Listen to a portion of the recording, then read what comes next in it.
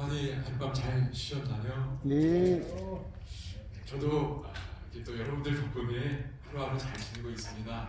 어제도 참 좋은 시간들 덕분에 잘 보냈습니다. 네, 감사합니다. 네, 오늘 이 시간에도 하나님이 여기에서 이곳에 함께 하시고 또 우리 각자의 마음에 또 임재하셔서 하나님의 음성을 각자에게 꼭 들려주시면 좋겠습니다. 아멘. 근데 오늘 이 시간은 왜 우리가 새해에 끌리는 걸까? 이런 제목으로 함께 하나님의 은혜를 나누기를 원합니다. 사실 한국은, 대한민국은 탐조가 본격적으로 시작된 건 이제 한 20년 정도 된다고 합니다. 미국은 1900년대부터 한 120년이 됐고 탐조 인구가 꽤 많다고 들었습니다. 한 4, 5천만 정도. 근데 대한민국은 한 2000년대에 시작됐다고 들었습니다. 이 기준이 여러 기준이 있을 수 있지만 도감이, 탐조인을 위한 도감이 나온 걸 기준으로 삼는다고 합니다. 이게 무슨 새인지 알아야 맞춰야 되기 때문에 그런 도감이 나온 게 2000년대라고 합니다.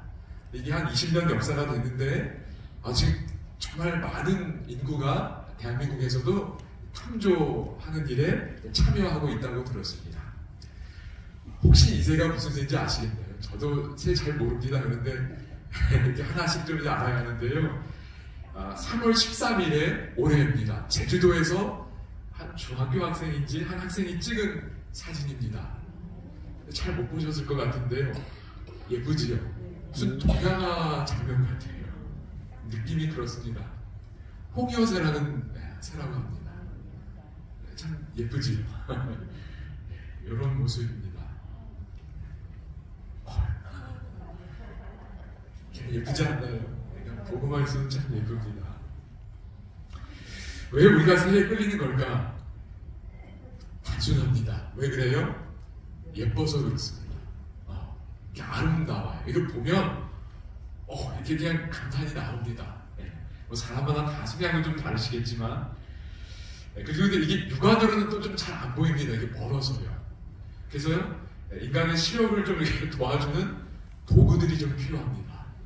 카메라로 보든지 아니면 쌍안경으로 보든지, 그리고 필드 스코프라는 게 있습니다. 이게 고배율입니다. 그래서 이렇게 보면 그 렌즈 안으로 예쁜 새가 쏙 들어옵니다. 이게 뿅 하고 나타나는 것 같아요. 그럴 때 이거 예쁘다 이런 느낌을 받게 되는 것 같아요. 이 사진은 우리 제립교회 한 교회에서 패스파인더 활동으로 아이들에게 탐조 교육을 하는 모습입니다. 여러분, 아이들도 참 좋아합니다. 이 사진도 예쁘지요.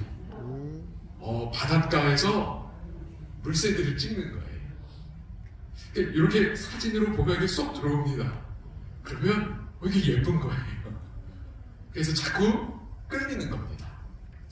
근데 이제 대한민국에도 이런 인구가 점점 많이 늘어나는 것 같아요. 예뻐서 그렇습니다.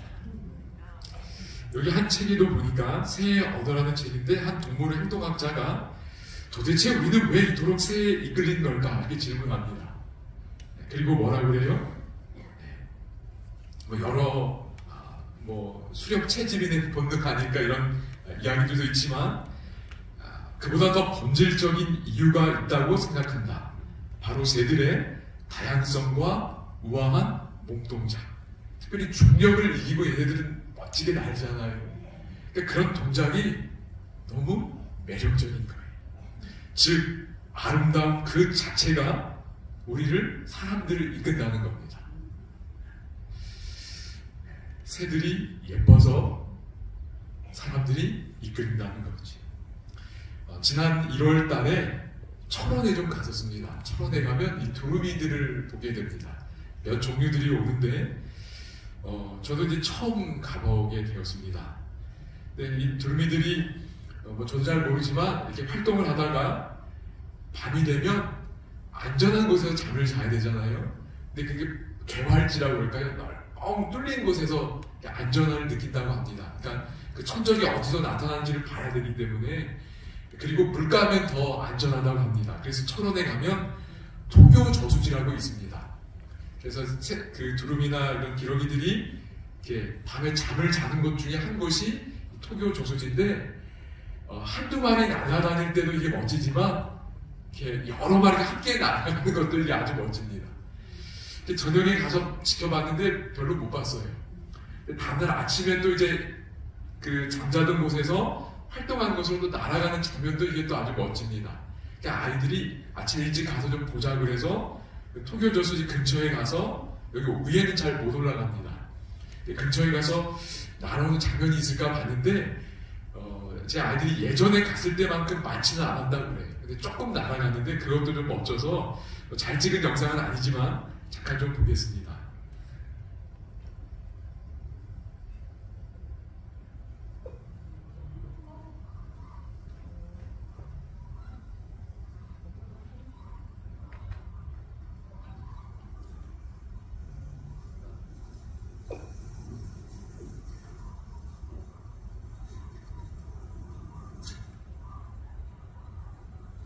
저렇게 새들이 저수지에서 활동하는 곳으로 날아가는 겁니다. 이날이 영하 한 5도 정도 되고 바람이 또 좀 이렇게 불었습니다. 근데 이거 보겠다고 아침 일찍부터 가서 이렇게 기다리는 겁니다. 아이들이 더 보고 싶어 해요. 저도 이렇게 차 안에서 보기도 하다가 좀 답답하잖아요. 차 안에 있으니까. 나와서 이렇게 봅니다. 그리고 사진도 이렇게 찍는데 손이 얼마나 손질이 뭔지 막 찍다가 또 안에 들어갔다 나가서 이렇게 막 찍고 하는 경험들을 조금이나마 하게 됩니다. 이렇게 새들이 날아가는 모습이에요. 이렇게 좀 어둡기도 하고 그런데요. 여러분 이걸 보면 사진으로 보면 그런가 보다 하시는데요. 현장에서 보면요. 이게 마음이 좀 벅차다 그럴까요? 그 모습이 너무 아름답습니다. 이렇게 날아가는 모습이 너무 우아한 거예요. 특히 두루미가 날아가는 모습은 다른 새들도 예쁘지만 정말 이렇게 좀 멋진 것 같아요. 학입니다. 그렇죠? 저희가 옛날 말로 한자로 이렇게 학이라고 하는데 참 좀 공감을 하게 됩니다. 이분은 서정우라는 그 한 교수님입니다. 방송통신대학교 거기서도 아마 이렇게 가르치시는 교수님으로 알고 있는데 이분도 이제 그 새의 아름다움에 이끌려서 탐조를 이렇게 하시게 된다 봅니다. 여기 보면 한 10년 정도 이 책을 쓸 무렵이에요. 그런데 탐조를 한 지 10여 년이 지났지만 아직도 새의 종명을 알아내는 동정이 어렵다고 이야기합니다. 동정이 이게 무슨 새인지 맞추는 겁니다. 그 새의 특징을 보고 맞추는 거예요. 쉬운 새도 있지만 정말 어려운 것들도 많이 있다고 합니다. 그래서 이분도 이게 참 어렵다라고 이야기하는데 예를 들면 이런 겁니다. 여러분 이게 혹시 무슨 새인지 아시겠나요? 올해 1월 달에 서울에 이제 부모님 댁에 갔다가 서울 중랑천에서 찍은 새입니다. 이게 아마도 이게 갈매기로 하는데 갈매기입니다. 그런데 갈매기도 종류가 참 많습니다. 여기 보시면 왼쪽에 있는 이 갈매기와 비슷한 게 두 종류가 위에 있습니다. 하나 위에 있는 건 괭이갈매기예요. 괭이가 아마 이게 고양이 소리 비슷해서 아마 괭이갈매기라고 한 것 같은데 그리고 아래는 제갈매기입니다. 여러분 중랑천에서 찍은 새가 괭이갈매기일까요? 아니면 제갈매기일까요? 어느 것과 더 닮은 것 같나요? 아우 여러분들 훌륭하십니다. 탐정이 감각이 있어 보입니다. 여러 차이가 있지만 부리 모양이 좀 다른 거 보이시나요? 그러니까 그런 걸 보고 얘는 제갈매기다 하는 거예요. 근데 저희 아이들이 이걸 찍었을 때 작은 아이가 찍었는데 잘 모르겠으니까 형한테 물어봤어요. 형 이거 뭐야? 그랬더니 자기가 괭이갈매기라고 그런 것 같아요. 근데 그 작은 아이가 아닌 것 같은데 근데 자기는 잘 모르겠고 그래서 어떤 잘 아는 형한테 물어보니까 제갈매기라고 알려줬습니다. 그래서 오동정을 한 거지. 그랬다 수정을 하는 겁니다. 이런 걸 동정이라고 해요. 이게 탐조의 기본입니다. 이렇게. 근데 아이들이 더 빨리 배우는 것 같아요. 저는 잘 모르는데 아이들이 이렇게 맞추는 걸 보게 됩니다. 그런데 그 서정우 라는 교수님이 그분의 책에 동정과 관련된 본인의 경험을 이야기합니다.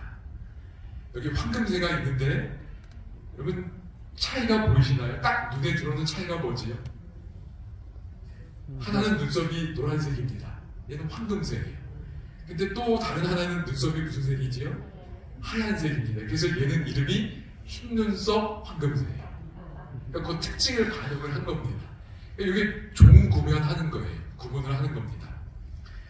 근데 혼동할 일이 사실 별로 없습니다. 그래서 예쁜 새인데 이분이 어떤 질문을 했냐면 이 서정기라는 분이 이렇게 비슷하게 생긴 새가 왜 다른 종으로 존재할까? 이런 질문을 하는 겁니다. 다 비슷해요. 근데 뭐만 달라요? 눈썹이 아주 확연하게 다른 겁니다. 하나는 노란색이고 하나는 흰색이에요. 이게 왜 다른 종으로 존재할까 질문하는 거지. 그래서 이분이 제가 이분이 신앙을 하는 분인지는 잘 모르겠습니다. 근데 진화론에 대한 지식이 있지요. 진화론에 대한 아이디어가 이런 것에서 시작이 됐거든요. 그럼 여기 이제 책에 있는 내용을 기반으로 하면 다윈이 갈라파고스 그 제도라는 한 섬에 들어갔는데 새들의 표본을 이렇게 모아옵니다. 그런데 한 10여 마리를 이렇게 그 중에 10여 마리가 모두 다 돼새과에 속한다는 사실을 발견했어요. 그리고 놀랍니다. 왜냐하면 다 돼새과에 속하는데 뭐의 모양이 다 달랐지요? 부리 모양이 다 달랐습니다. 그걸 이 다윈이 발견합니다.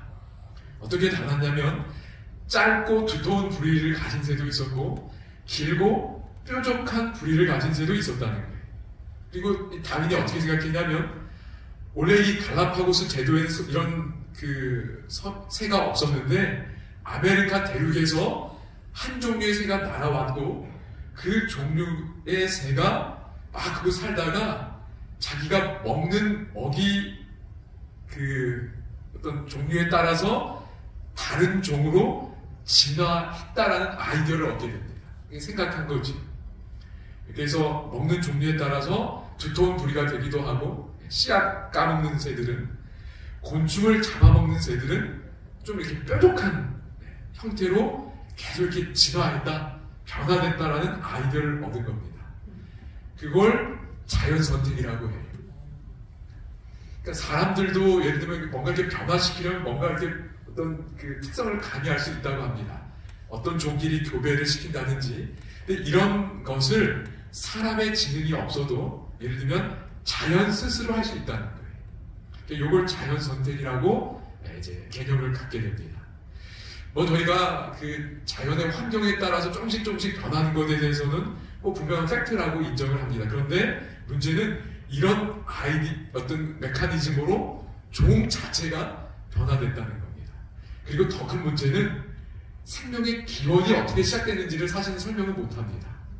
근데 어쨌든 이런 자연선택이라는 개념을 이 교수님이 알고 있는 거지. 그러면서 질문을 하는 겁니다. 그렇다면 황금새와 흰눈썹 황금새의 경우는 어떨까?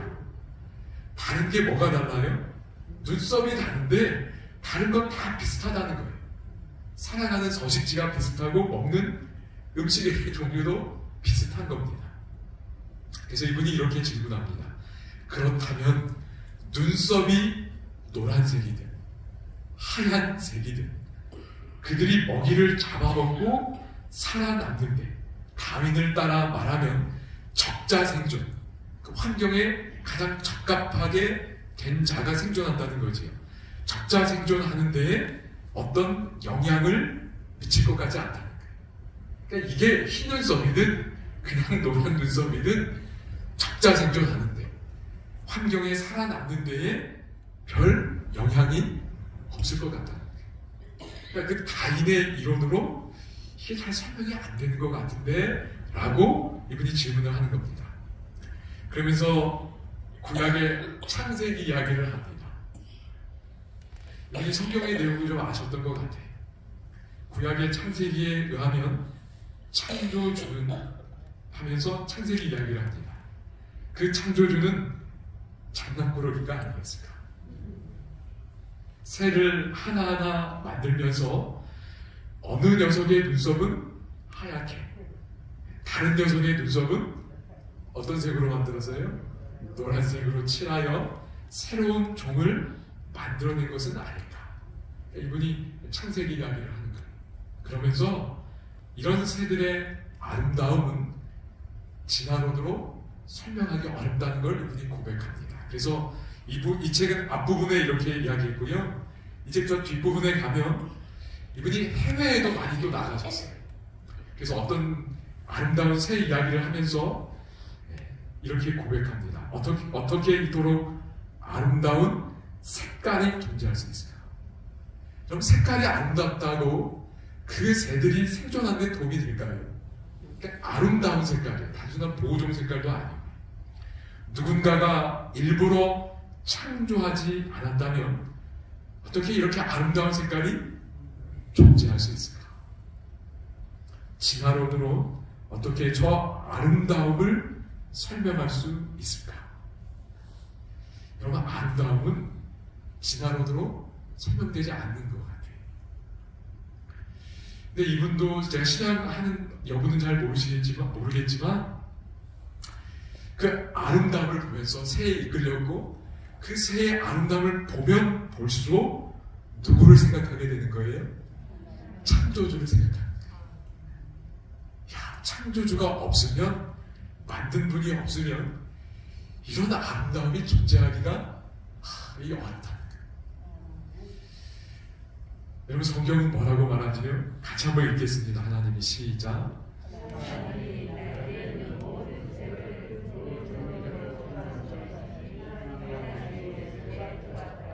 이 새 아름다움 누가 주셨어요? 하나님이 주신 겁니다. 하나님이 아름답게 만드셨어요. 그래서 하나님 보시기에도 좋았더라 그런 거예요. 그래서 사람들이 새를 보면서 끌리는 겁니다. 하나님 보시기에도 아름다웠으니까. 물론 죄의 영향으로 좀 이렇게 훼손은 많이 됐겠지만 여전히 아름다운 겁니다.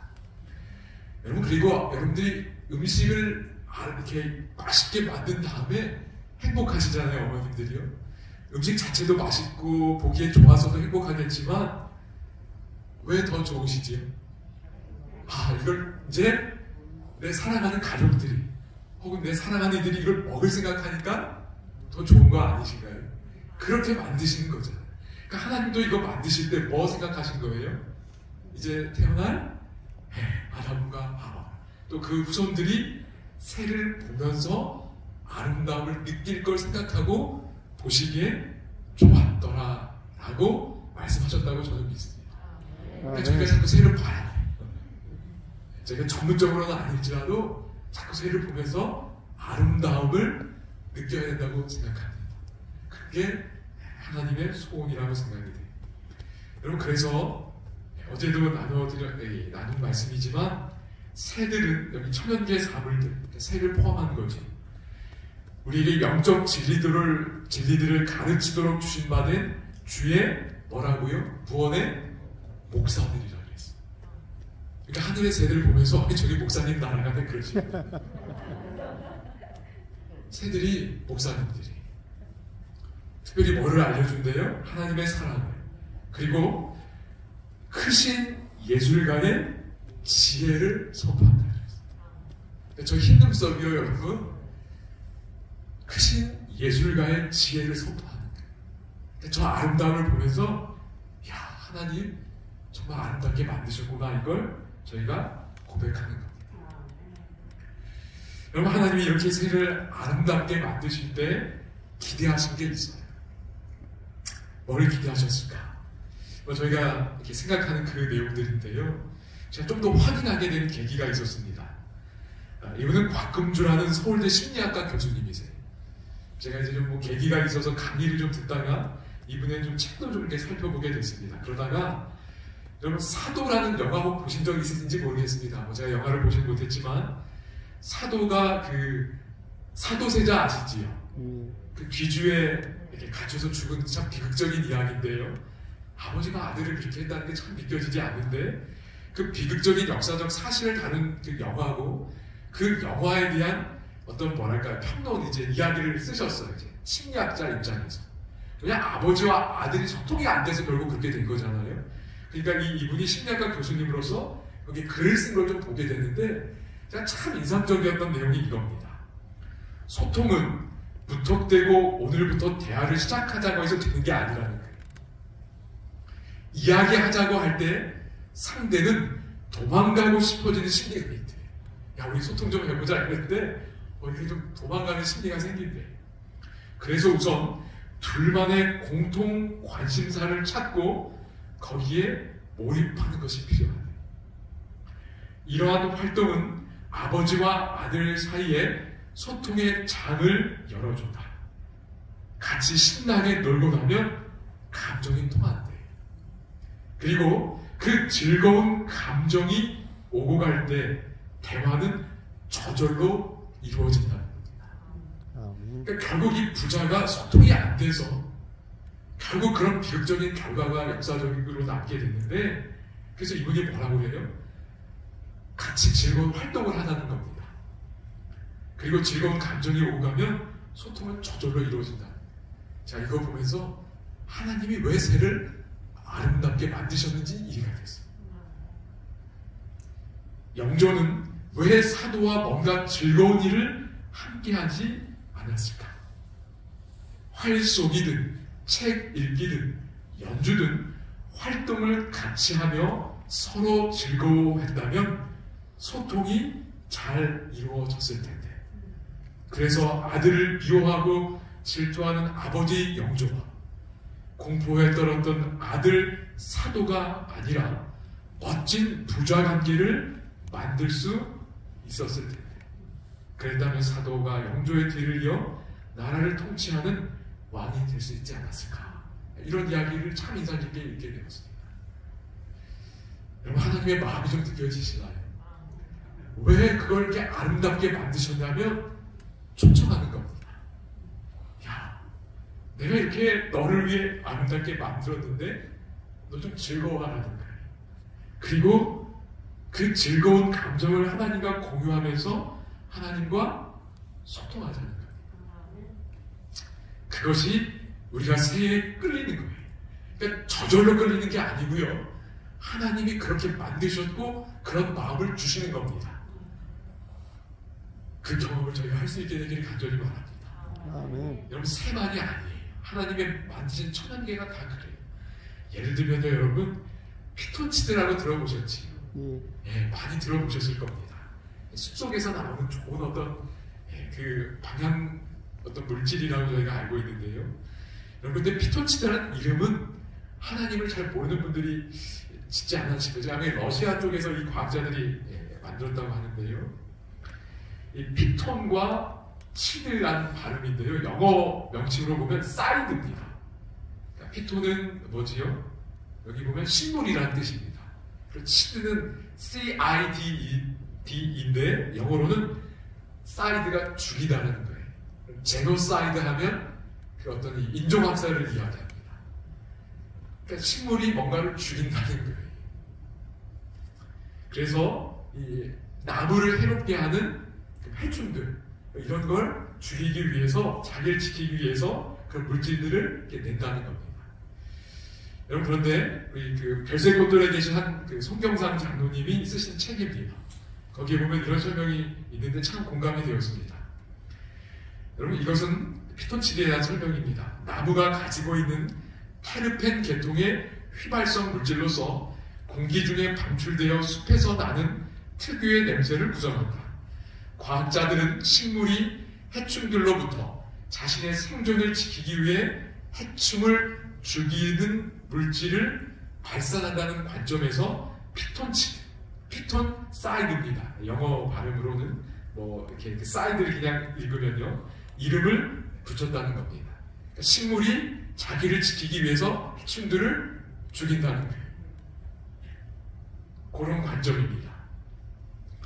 그런데 만일 진화론자들의 주장처럼 나무가 자신들의 생존을 최고의 목적으로 피톤치드를 발산한다면, 여러분, 나무의 생존에 가장 위협적인 존재는 사실 누굴까요? 사람 아닌가요? 사람이 사실 나무 가장 해롭게 하지 않나요? 뭐 발목도 하고 뭐 여러 쓰레기도 버리고. 그러니까 사람이 들어가면 자꾸 그럼 생태계 망가지잖아요. 그러니까 나무 입장에서 보면 누가 가장 큰 적이에요? 사람 아닌가요? 그러면 사람을 해롭게 하는 물질을 내야 되지 않나요? 그런데 정반대예요. 나무는 피톤치드를 발산함으로 사람의 면역을 증대시켜주고 스트레스를 완화시켜주고 알레르기 및 피부 진화를 개선하고 항균작용 돕고 소치작용 및 유해물질을 중화시키고 쾌적 효과를 주는 등 사람을 정말 이롭게 하지 않나요? 여러분 숲속 들어가면 그냥 기분 좋아지지 않나요? 숲속 들어가는데 막 짜증나는 사람이 있을까요? 아무도 없을걸요? 숲에만 들어가면 나도 모르게 기분 좋아지지 않아요. 그러니까 자꾸 숲속 들어가고 싶지 않나요? 여러분 놀랍지 않나요? 인간이 나무에게 가장 이롭게 하는데 나무는 인간을 이롭게 하는 물질을 낸다니까. 이게 우연일까요? 하나님이 그렇게 하시니까. 그래서 하나님이 인간을 위해서 나무를 보호하기 위하여 그런 물질 주신 거예요. 그러니까 단순히 자기의 생존이 목적이 아니라 봉사해야 되니까. 그래서 인간도 이롭게 하고 나무도 보호하는 그런 물질을 낼 수 있도록 하셨다고 생각이 됩니다.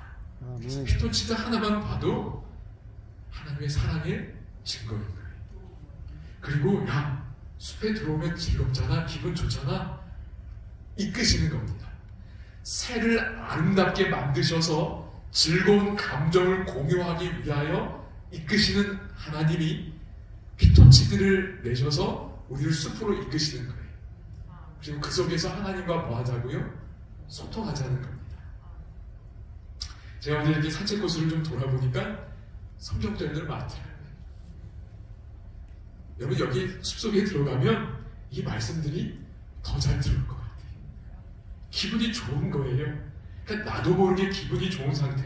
하나님이 주신 즐거움입니다. 그 속에서 말씀이 더 잘 들어올 거예요. 아 그래, 하나님이 나와 함께 하시지. 내가 두려워한다고 해서 할 수 있는 일 아무것도 없지. 하나님께 맡기자. 하나님이 나와 함께 하심을 믿자. 여기까지 인도하신 분도 하나님이시다. 이 시간 속에서 하나님이 나를 돕고 계시지. 산책하면서 하나님과 소통하는 겁니다. 그 음성이 들어오는 거예요. 그리고 기도도 드리고. 여러분 그렇게 산책하면 많은 도움이 있으리라 믿습니다. 아멘. 이런 것들이 저절로 되는 것이 아니라 아름다움으로 피톤치드로 이끄시는 하나님의 사랑의 경험을 하고 계시는 것으로 믿고 하나님께 감사를 드립니다. 아멘. 여기 한 영상 잠깐 좀 보겠습니다. 여기 양들이 보입니다. 관광객들이 실험을 하는 거예요. 자기가 말했을 때 양이 반응하는지.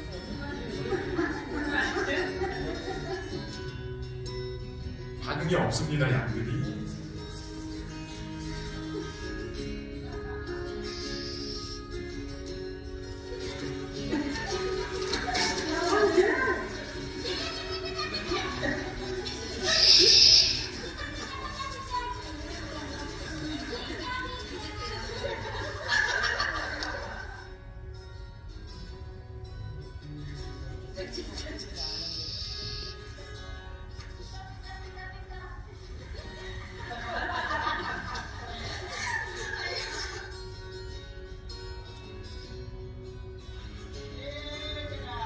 이제 목자가 났습니다.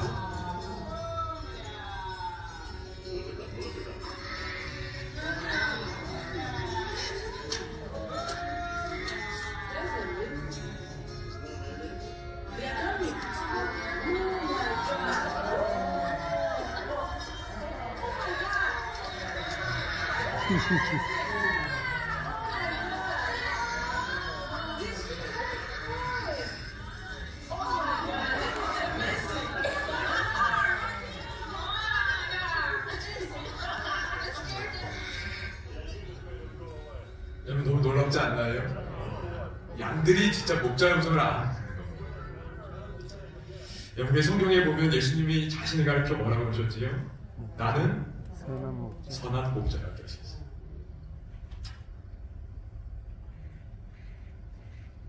그분이 왜 선한 목자인가? 양들을 위하여 그분의 목숨까지 버리셨습니다. 창조주가 그분이 만드신 생명을 살리기 위하여 십자가를 선택하신 거예요. 그 죄인이 용서받고 죄인이 하나님과 화목하게 되고 그분과 관계가 만들어지는 다시, 그리고 그렇게 믿는 자들과 함께 영원한 생명을 주시기 위하여 목숨을 버리셨습니다. 그게 선한 목자예요. 그래서 여기 보면 그분을 믿는 그분의 선한 목자의 음성을 아는 양들은 그 음성을 아는 거로 뭐 한다 그랬어요? 따라온다 그랬어요. 음성을 알아야 돼. 내가 어떤 형편에 있든지 그분의 음성이 들릴 때 그것이 우리에게 진정한 행복과 자유를 줄 수 있다고 믿습니다. 아멘. 그래서 그렇게 자꾸 소통하시자고 하시는 거예요. 여러분, 이 행복을 누리시게 되기를 간절히 바랍니다. 그것이 아름다움이 됐든, 말씀을 통해 됐든, 아니면 십자가를 통해 됐든, 누군가의 친절을 통해 이루어졌든, 나를 위하여 목숨을 버리신 그 창조주와 소통하시면서 그분의 음성을 들으시면서 하루하루 행복하게 은혜 가운데 살아가실 수 있게 되기를 간절히 소망합니다. 이제 어제처럼 또 한 음악 들려드리고 기도하는 시간 갖겠습니다. 이분이 여윤수라는 그 첼리스트입니다. 근데 이분도 시련이 있었던 것 같아요. 이분은 특별히 음악을 하면서 하나님과 많은 소통을 했는데 11살 때인가 12살 때인가 그 메니에르라는 병이 이렇게 발병한 걸 알게 됩니다. 그건 뭐냐면 한쪽 귀가 안 들리는 겁니다. 그러니까 음악인이 돼야 되는데 귀가 안 들리는 거예요. 그리고 귀가 평형감각도 관계가 있기 때문에 앉아서 연습하는 것도 너무 힘들었다고 합니다. 그걸 다 잘 이겨냅니다. 하나님과 소통하면서 잘 이겨내고 인내 가운데 마침내 좋은 음악인이 되고 지금은 그런 고통을 겪었기 때문에 치료하는 음악, 그 의사와 같은 음악인이 되고픈 소망을 갖고 있습니다. 그래서 하나님의 은혜를 연주하는데요, 듣고 기도하는 시간 갖겠습니다.